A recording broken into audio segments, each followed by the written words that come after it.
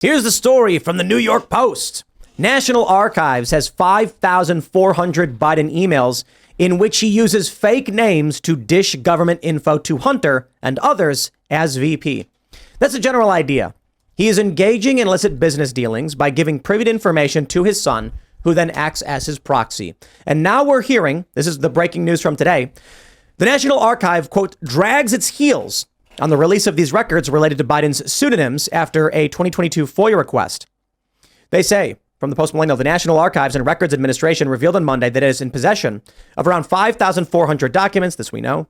The group's request, this is Southeastern Legal Foundation, sought emails related to the accounts of J.R.B. Ware, Robin Ware, and Robert L. Peters, pseudonyms that Biden was known to use during his time as vice president. The foundation filed on Monday against NARA for the release of the records, claiming that these records may show that Biden had forwarded government information and discussed government business with Hunter Biden as well as others. I think the general idea is he did do that, and there are emails in which Hunter Biden is CC'd where government information is being given out. Quote, all too often, public officials abuse their power by using it for their personal or political benefit. When they do, many seek to hide it. The only way to preserve governmental integrity is for NARA to release Biden's nearly 5,400 emails to SLF, and thus the public, the American people, deserves to know what is in them, said Kimberly Herman, SLF General Counsel. Okay, they're accusing NARA of dragging its heels, saying that they can't just release them as of yet. But I got to be honest, while it should be really big news. We had the Victor Shokin story come out last week. He gives an interview. He actually says, yes, I was fired because of the Bidens. Asked, do you think they were getting bribes? Like, yes, I do. He also has a sworn, this is the prosecutor, and you can also has a sworn affidavit saying he was fired because of Joe Biden. Now we know you've got these records, potential strong evidence that Biden was doing exactly what he thought he was doing. And at a certain point, is it just like, shrug, I guess? What do we do? Well, this is no surprise to NARA either, okay? Because, they've had this for years. Keep in mind, Joe Biden was vice president up until, early 2017, January 2017. And, you have to think that NARA was the organization that ended up pursuing Donald Trump over the quote-unquote classified documents scandal. And, so it's not like plenty of time hasn't elapsed for NARA to come out and kind of raise a flag over this. If they are the presidential record keepers, how come they didn't come out with this back in 2017 or earlier? Let's just add them to the list of corrupt government entities that are lying and manipulating the American public for the benefit of the Democratic Party. Right. Yeah, I don't think anyone would have assumed they were corrupt. I don't think anyone thinks about them that much, but this is the time. Or heard of them. Or have heard of them. That's exactly right. When the Mar-a-Lago raid happened, I'm sure everyone was like Googling this organization saying, what do they do again? But it's important. And you can see now where you get these organizations that kind of operate in the background and get to be corrupt over time because no one knows to keep them accountable.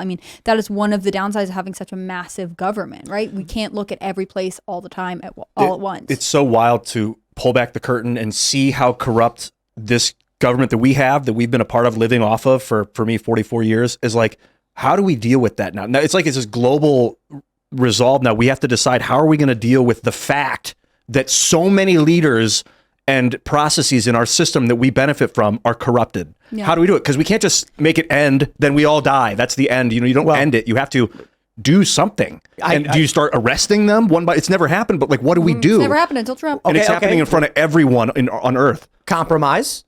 Maybe we don't arrest them. We send them to Alaska. I think that was Vivek's plan, right? I feel like Alaska doesn't deserve that, They're doing nothing wrong. That is true. They have enough geographical challenges. They don't have all the sunlight. I have to be honest. If I was working for the government, and they were like, you're being reassigned to Alaska, I'd be like, cool. That sounds awesome. Right. You're like, go fishing and polar bears and waterfalls, whatever. You're just far enough away. You don't have to deal with it. Like, all right. But no, I think that wasn't Vivek's plan. Like, reassign the FBI and just spread them all over into weird places. Yeah, he wants to move into the Army, the Marshals, the U.S. Marshals, and two other organizations within the government. I agree with you, Ian. And that's kind of the point I'm getting to with this story. I read this the other day, and I read today that they're dragging their heels or whatever. They're not going to release this. And I'm just like, how do I feel enthusiastic or shocked by this news to the point where I'm just like, heavens me, I must inform the people. I'm more like, well, yeah, what else is new? I think that's playing to Joe Biden's advantage, right? The fact that we all know they're corrupt. So we're like, this is interesting information that we all already feel like we knew. There's no they're shock. just adding to the pile here. Right. I mean, it's like we're coming to the point where you have James Comer, who is the House Oversight Committee chair, that keeps coming out with more and more and more information. But it's like, okay, yep, just it's. Well, and Biden on the campaign trail in 2019 said, there was no hint of scandal when I was in the White House, and I specifically never asked my Because they son or covered it brother up. about their business dealings, which is interesting because number one, I feel like that's sort of unrealistic. You're his father, and you never ask him anything about Robert his job. L. Peters asked. It wasn't. Oh, that's Joe true. Biden. I Yeah. forgot. It's going to be funny that there's like a guy appears on stage who looks kind of like Biden and his name is Robert Peters. Like he's I swear it wasn't me. real person. Well, No. you know the Biden by Dan conspiracy? I've vaguely heard of it. You've never seen the Biden by Dan? No. Oh, come on. Are you show guys, me. you guys, Sorry, guys Tim. You're better at you- being on the internet than the rest of us. I apparently am because it's one of the funniest conspiracy theories ever. Let me. Is this the body double one? Yes. Oh, okay. Yeah, here you go. That's what I do know. don't know, I Is this the zoom in on earlobe this. Is this thing? the earlobe Yeah. thing where it looks like Okay, he's got okay. a I mask didn't know it had a on? formal name. Biden there you by go. He Dan. did go through a nasty transformation. He got a bunch of plastic surgery, it's a dude. facelift, right? That's what we all... More than that. At Look at his least. nose. He got a bunch of work I done. miss the old Biden, that old curmudgeon on the left, the one that hated crack cocaine. Yeah. It's like, the people have asked me, like, hey Nick, how did Joe Biden's earlobe become attached all of a sudden when Facelift. it was unattached? Facelift. Yeah, he Or got body double. I think look, it's facelift. First, it's really funny when that the photo came out where it was like Hillary Clinton goes to a thing, an event, and everyone's like, that does not look like Hillary Clinton. It kind of did, but didn't. And then the corporate press was like, conspiracy theorists think there's a body double. Yo, they all have body doubles. For sure. Why not? Fact. They all do. It is like basic security protocol to have a body double. Not even like dude, in movies, actors have stunt doubles. You think that world leaders who are fearing for their safety as they travel abroad and go out in public don't have body doubles? Now, I'm not saying Biden by Dan or whatever is or isn't. I'm just saying that we can agree on they do, and it's absurd to think they don't. As to whether or not they replaced Joe Biden with another guy named by Dan, I think is ridiculous. And I think there's a much simpler solution. All you got to do is look at a picture of Madonna before and after and be like, how did Madonna's face get so swollen? How did her lips get so big? How did her nose get so small? It's like, well, dude, she's getting plastic surgery. Do you remember when Kamala dropped out of the race and then kind of went dark for a minute, and then she came back to do some TV interview and she had clearly had a facelift, and that's when everyone was like, oh, she's going to be VP because she just went and got this work done. Is Because that why she was going to become VP? Are we 100% I don't think that's why sure she was that- going to be. I think that was the confirmation she had been asked to be VP. Wow. I love conspiracy theories because it just for a moment allows you to escape reality and imagine you're in an action movie. Unfortunately, people, I got to tell you, life is actually much more boring and routine than that. And it's just never as crazy as you think. But is it though? Because all these conspiracy theories that we keep hearing about, with COVID and such, everybody that was called a conspiracy theorist. No. it's like- Those are like, I think those are the conspiracy theories people joke about. Those are like when you talk about Wuhan lab, for instance, that's because someone went, hey, a virus emerged in a city with this lab where they're doing coronavirus research. And then the media called you a conspiracy theorist, even though your hypothesis is based in reality and quite likely very probable. I'm talking about Joe Biden being replaced. Look at this one. I love this. I'm talking about the hilarious conspiracy theories like Joe Biden being replaced by a body double named Biden. And I don't even know it. It's because Trump called him Biden. That's where the name comes from. Trump said, I have confidence that Chairman Kim will keep his promise to me, and also smiled when he called Swamp Man Joe Biden a low IQ individual. So now people are saying they're different people. Look, it's really, dude got a facelift. No, He got a bunch of plastic surgery. Look at his hair. They do it. I don't know. Or fine, whatever. C-SPAN said he's a different guy. He looks different. Fine, whatever. Believe whatever you want. Were you going to say something? Oh, I was going to say there was a whole period during the beginning part of his presidency where he would go to Delaware on the weekends and he'd wear his big aviators and a mask, and he and Joe would be out like doing whatever they're supposed to be doing, and they wouldn't hold hands. And that's when I was like, oh, I wouldn't be surprised if they have a body double, because if you are extremely worried about the oldest president in the U.S. potentially contracting, a virus, maybe you wouldn't want him to send him to crowded places. Like, there is a version of this where I could see a spin that would make sense. I don't actually know that it wasn't him. It just seemed like a plausible explanation that our sweet White House press secretary might offer at some point. I thought it was, you brought up COVID. That's fascinating. I was just thinking that when you talk about, people think that life is like a movie and it's going to be as exciting as a movie. Dude, we had a bioweapon leak. Everyone thought it was going to be like The Stand, that Stephen King movie, or leak or release. No one knows. But we'll slow down a little bit and say bioweapon, conjecture perhaps, gain of function research, simply put, most likely. Yeah, whether or not they were weaponizing it, I don't know what terminology. Essentially, a lab virus was being worked on. It got out.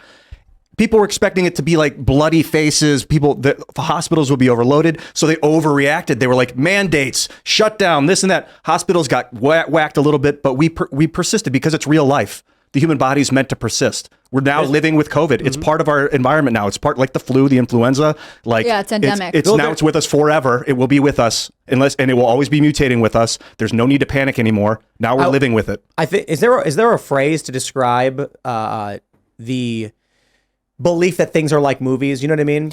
So Elon Musk says that the most entertaining outcome is the most likely, and it seems like that makes more and more sense as time goes on. I think it's a funny joke. I don't think it's true. I think I think he believes it. The most routine outcome, the most boring, actually tends to be the simplest.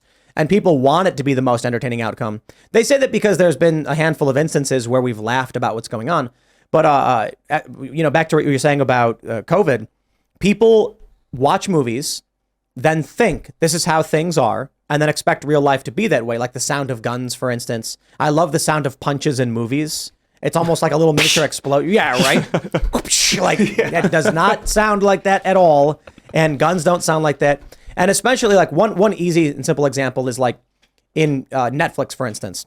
This woman has, it's the new episode of Black Mirror, and she has an AI making a story out of her life by predicting all of her behaviors. And she goes to her lawyer, and the lawyer's like, I'm sorry, the contract is ironclad. There's nothing you can do. And then people think that's true. People think that if you sign a contract with someone, the judge is going to go, well, you signed it. No, the judge is going to be like, what were the terms and why are they written? Okay, that makes no sense. Contract's dissolved. Judge can literally just tear it up in court and be like, it means nothing to me. The movie stuff is not real. But I'm wondering, is there a phrase for describing this, what would you call it, a bias? Movie bias? Maybe. It's like the belief that things are fictionalized when in real life they're actually much more boring. The closest thing what you're saying is making me think of is the idea that after the movie The Truman Show came out, people started saying, I feel like that's happening to me. And that's sort of, it's not an actual term, Truman but effect? the Truman effect is sort of what I feel like you're describing in some respects, because people feel like they consume so much media that in some ways they start transplanting the concepts or the bounds of that reality into their own life. But the thing about the Truman effect is that it's actually just a renaming of gang stalking. Do you guys know what gang stalking is? There's people who suffer from psychological delusions. One of them, I don't know what it's called, but they believe they're being stalked and followed by everybody. And so they'll be walking down the street and someone will look at them and they'll go, ha ha! And they'll be like, you're following me. And then they'll look at a car and they'll see someone in the car look at them. It's like, well, yeah, when you look at someone's face, they'll look at you, be like, why are they looking at me? But then the person who's delusional thinks that everyone is stalking them. Yeah, the paranoia. You take that already in existence, create the Truman Show, then people who are predisposed to have these kind of gang stalking delusions now think, I'm in the Truman Show. They're all filming me. That explains I think it. that term could be cinephasm. If you're a belief that reality is like a movie. Is that what it's called? Or did you make that up? I just made that up. That's the cine being from cinema, and then phasm meaning, what is it? It's Greek for meaning like light and extreme belief or something. Phasma, apparition, phantom. So it's like this belief, this like false belief in the reality of film. Yeah. I don't know. I feel like it's a bias or something. Like it's a fiction, a script bias or something where people believe that real life will play out like movies, or that the movie scenario is the more likely scenario, when really the most boring scenario tends to be like the most routine, I guess. Yeah, one of least resistance. It's in line with Occam's razor. The simple solution tends to be the correct one. And so, or how about when you hear hooves, think horses, not zebras. But people will get in there and change it. So like water flowing down a mountain, it'll take the path of least resistance. So too does reality. But people will get in there and create little blocks and dams of like, well, I'm the one in control, so you have to be here on this day. And all of a sudden, least resistance has a new definition when people tweak the system. Thanks for watching this clip from the Timcast IRL podcast. Hang out with us live Monday through Friday at 8 p.m. and become a member over at timcast.com for uncensored, members-only shows exclusive. Thanks for hanging out, and we'll see you all next time.